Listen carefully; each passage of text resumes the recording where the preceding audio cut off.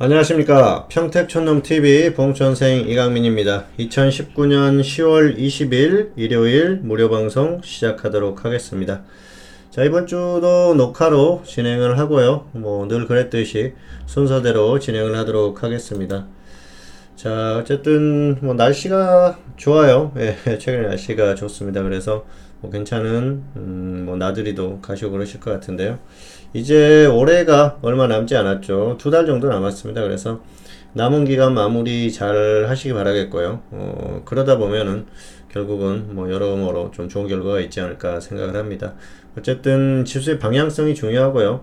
방향성을 잘 체크를 하고 그에 따라서 대응을 하시는 분들이 장기적으로 봤을 때는 결국 성공하시더라고요. 특히 현물 같은 경우에는 그럴 수밖에 없습니다. 그리고 파생 같은 경우에는 단기 매매가 중요하죠. 단기적으로 방향을 제대로 읽는 게 중요한데요. 사실 추세적인 흐름은 어느 정도 흐름이 나오죠. 그런데 단기 방향성은 상당히 유동적이에요. 변수가 많기 때문에 대응을 적절히 잘 하시는 게 좋을 것 같습니다.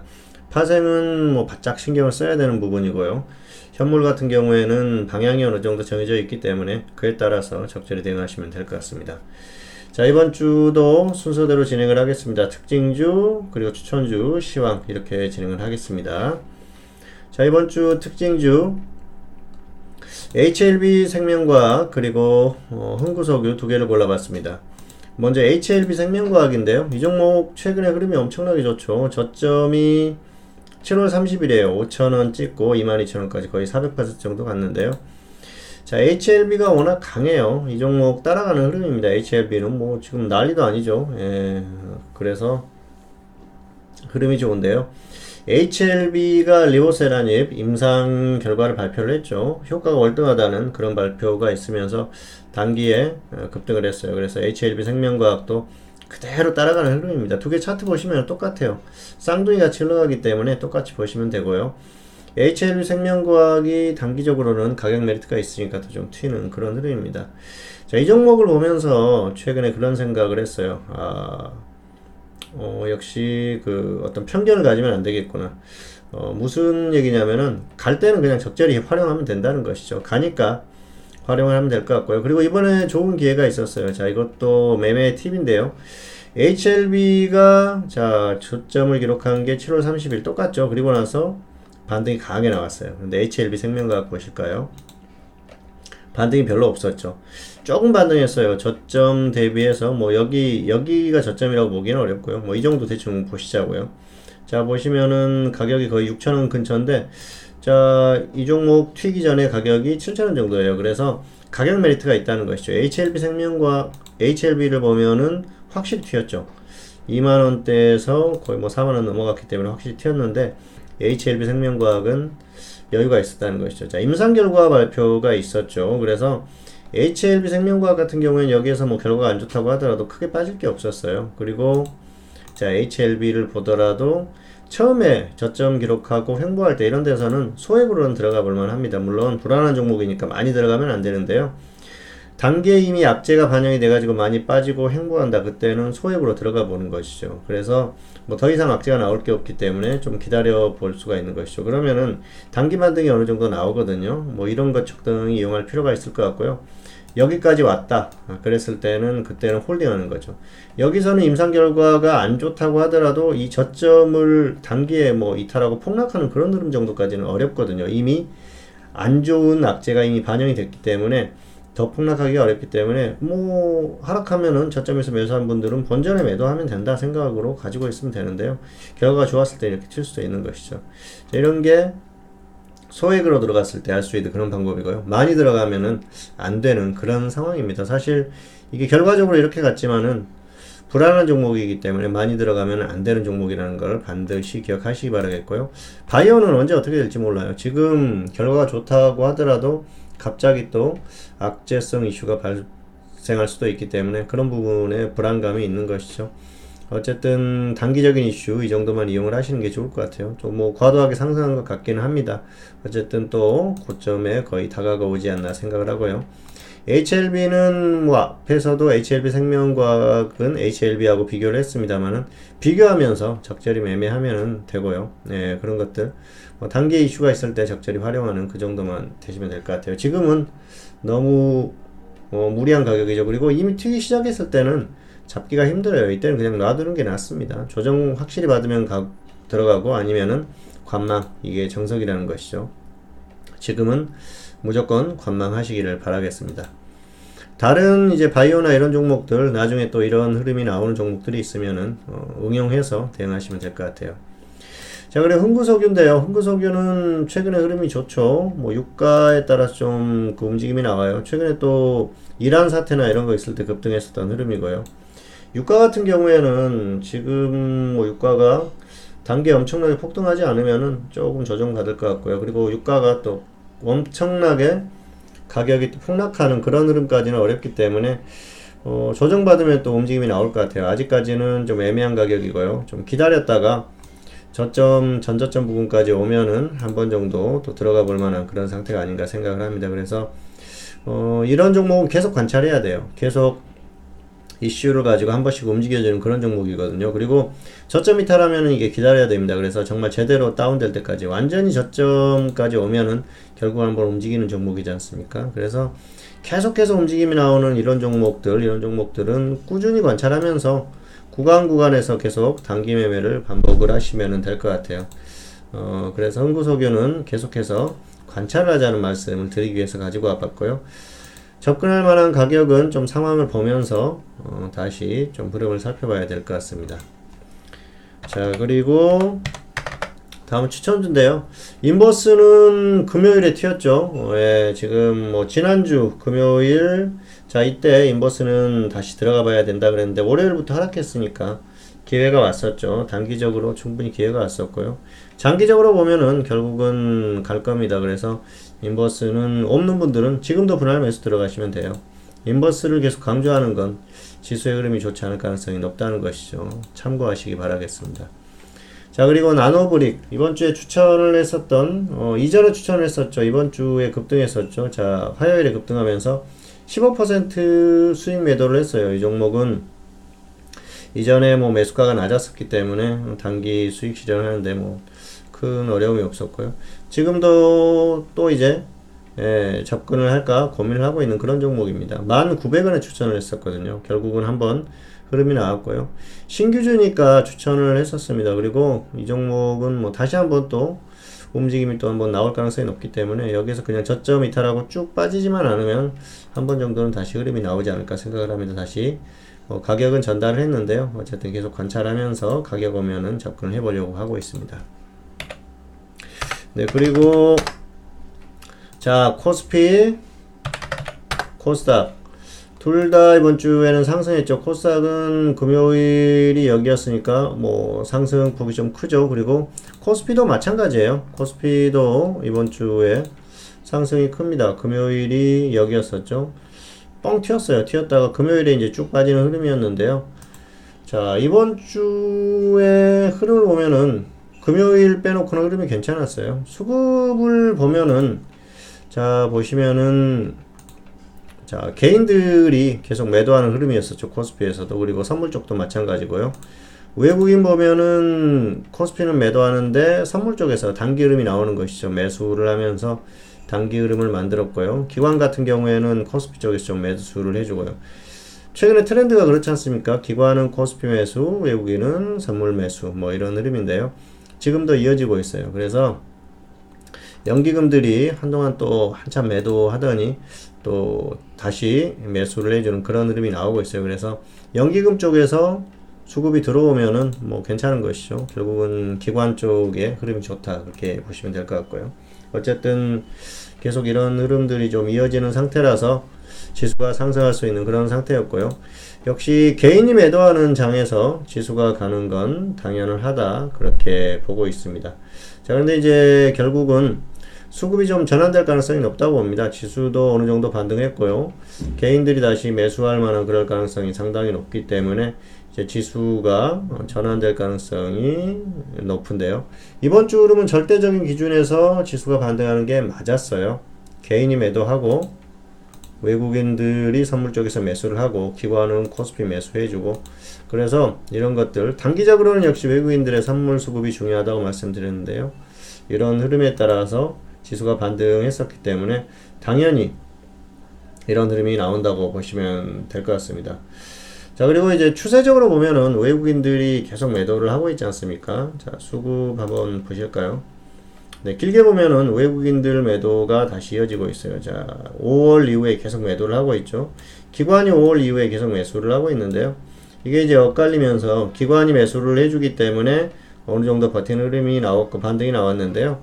기관마저 매도를 했다고 하면은 결국은 크게 하락했겠죠. 자, 연기금이 엄청 매수를 했죠. 연기금의 역할이 상당히 중요했고요. 뭐 연기금은 사실 이 연기금의 어떤 운영 체계 이런 것들이 정말 부실합니다. 말도 안 되는 그런 상황이에요. 그리고 이게 좀 제대로 이루어져야 되는데 기관은 어떻게 보면은 본인들 자기 돈을 가지고 매매하는 사람들이 아니지 않습니까? 그러다 보니까 사실 조금 책임감이 떨어지는 경향이 있다고 봅니다. 뭐 그분들이 그런지 어쩐지는 모르겠지만 사실 내 돈으로 매매를 하면은 정말 이 고민을 하고 매매를 하겠죠. 그런데 사실 그런 것들은 좀 떨어질 수밖에 없죠. 뭐 수익이 나면은 어쨌든 본인들 뭐 성과금이라든지 이런 것들이 더 나오긴 하겠지만은 자기 돈 없어지는 것보다는 조금 덜 가슴이 아프지 않습니까? 예, 그렇게 좀 생각도 할 수 있는 부분이 아닌가 생각을 하고요.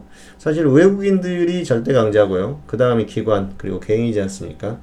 기관들이 어느 정도 좀 수익을 낼 때도 있지만은 손해를 볼 때도 많기 때문에 좀 안타까운 마음이고요. 특히 연기금 같은 경우에는 국민들의 이제 노후가 달려 있는 거 아니겠습니까? 그래서 단기적으로 지수가 반등이 나왔지만 이게 계속 가준다면 좋은데 그렇지 않았을 경우에는 또 크게 뭐 이 매수한 부분은 좀 손실을 볼 가능성이 높기 때문에 지금 단기적으로 수익이 났을 때 좀 수익 매도를 했으면은 하는 그런 바람이 있습니다. 어쨌든 지수가 떨어질까 봐서 매도를 못 할 수도 있는데 여러 가지 좀 생각을 하면서 뭐 매도했다가 다시 매수하면 되지 않습니까?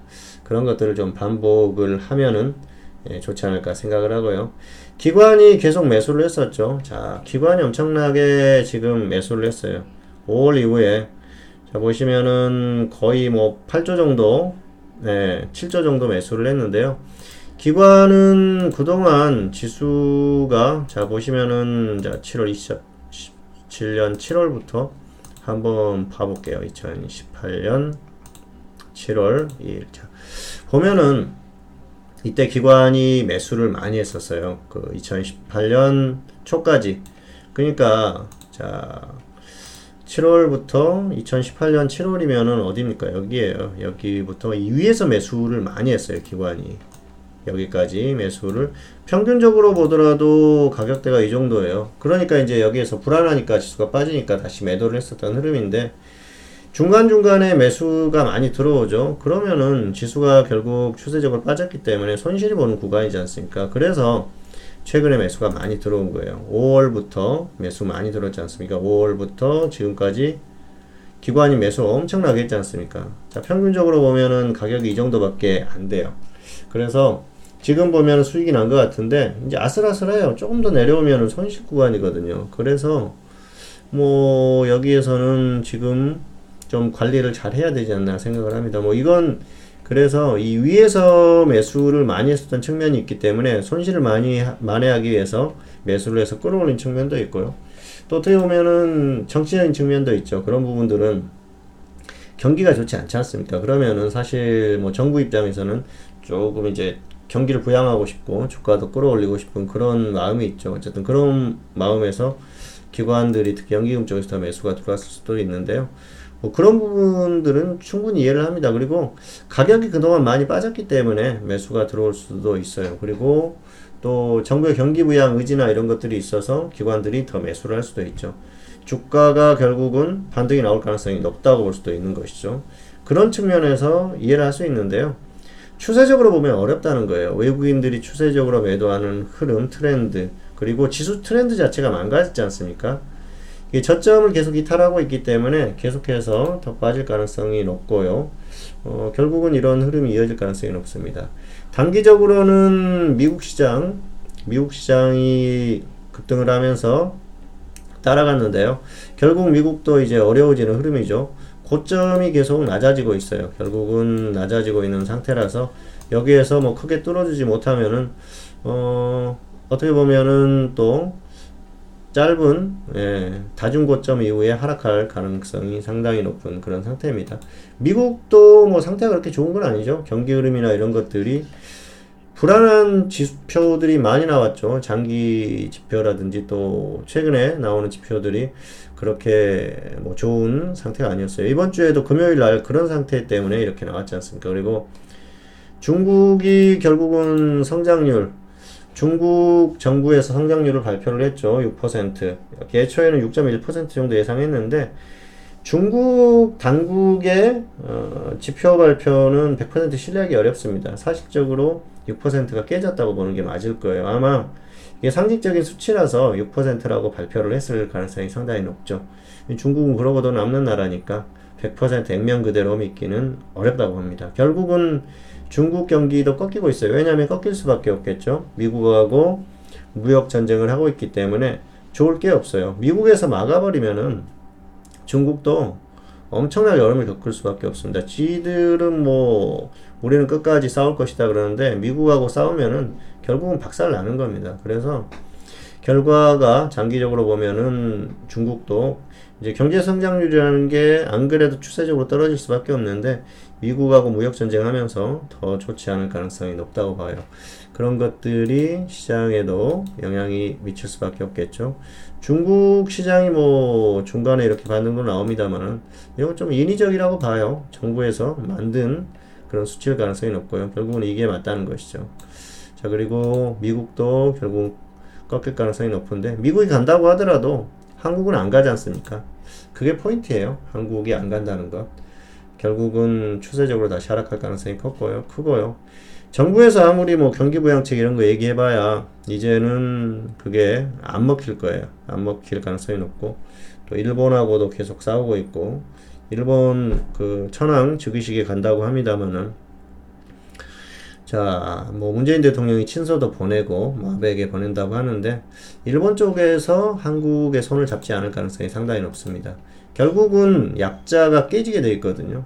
근데 일본하고 한국하고 어디가 약자입니까? 뭐 지금 한국은 내부적으로는 우리가 뭐 승리할 것이다 그러는데 예, 그럴 가능성이 그렇게 높지는 않죠. 예, 장기적으로 보면은 서로한테 손해지만 한국으로서는 상당히 더 큰 타격을 받을 가능성이 있고요. 일본은 아마 뭐 여러 가지 패를 쥐고 있을 거예요. 그걸 아직까지 100% 다 오픈하지 않았기 때문에 그런 것들이 더 불안한 흐름이 아닌가 생각을 합니다. 그리고 추세적으로 보면은 단기에 금요일에 확 꺾였죠. 기술적으로 보면은 단기 고점 찍은 흐름입니다. 그래서 특별하게 변수만 없다고 하면은 여기에서 튀고 가기가 어려워요. 결국은 추가 하락 가능성이 높다고 보고요. 반등 나오더라도 뭐 장중 반등 정도 그 정도 봅니다. 다시 여기 고점 뚫기가 어렵기 때문에 무리하게 생각하지 마시고요. 여기 고점은 더더욱 어렵죠. 그래서 결국은 쭉 하락할 가능성이 높다고 보니까 보수적인 관점에서 대응을 하시는 게 맞을 것 같습니다. 자, 그래서 파생 같은 경우에는 이제 뭐 지수의 방향은 좀 하방을 보고 하는 게 맞고요. 혹시라도 반등하면은 손절 짧게 하고 다시 뭐 위에서 하방 진입을 다시 시도해 보는 게 맞을 것 같고요. 현물은 좀 여유가 있죠. 현물은 적당히 이제 그 주식 비중만 엄수하시고요.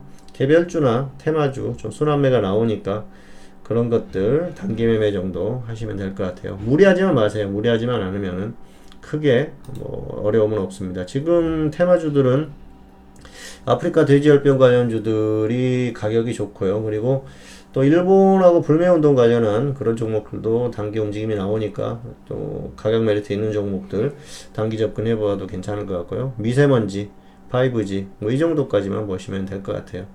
가격들이 되게 좋아요. 미세먼지만 조금 단기적으로 반등이 많이 나왔어요. 그래서 좀 접근하기 어려운데 눌림목에 있는 종목들이 있으니까 잘 찾아보시기 바라겠고요. 네, 충분히 매매가 가능하지 않을까 생각을 합니다. 어쨌든 현물은 단기 매매 정도만 주력하자 이 정도로 말씀을 드리겠습니다. 자, 지수는 추가 하락 가능성이 높고요. 다음 주는 어쨌든 이번 주에 금요일에 뭐 많이 빠져가지고 조금 애매하긴 합니다만은 다음 주는 금요일 저점을 더 이탈해서 내려가지 않을까, 결과적으로는 그렇게 생각을 합니다. 다음 주 초반에는 약간 여기에서 그냥 이렇게 쭉 빠지던가 아니면은 살짝 여기 손조세 흐름, 옆으로 횡보하는 그 정도 흐름 나오다가 수요일 이후에 쭉 빠지든가 아니면은 초반에 빠지면은 수요일 이후에 살짝 반등 나오는 정도가 가능한데요. 어느 게 먼저 나올지 그게 조금 약간 애매한 구간이고요. 현실적으로는 제대로 나온다고 하면은 다음 주 초반에 그냥 또 쭉 밀렸다가 수요일 이후에 약간 횡보하면서 살짝 반등 시도하는 그 정도 흐름이 유력하다, 그렇게 보고 있습니다. 자, 어쨌든 지수는 더 빠질 것으로 보고요. 그러니까 무리하게 대응하지 않기를 바라겠습니다. 2019년 10월 20일 일요일 무료 방송, 내용은 다 끝났습니다. 오늘 여기까지 끝내도록 하겠고요. 평택천놈 TV 유튜브에 다양한 동영상들이 있습니다. 그래서 다들 한 번씩 보시기 바라겠고요. 내용 괜찮으면 구독, 좋아요 부탁드리도록 하겠습니다. 자, 2019년 10월 20일 일요일 무료 방송, 저는 여기서 마치도록 하겠고요. 또 다음 시간에 찾아뵙도록 하겠습니다. 감사합니다.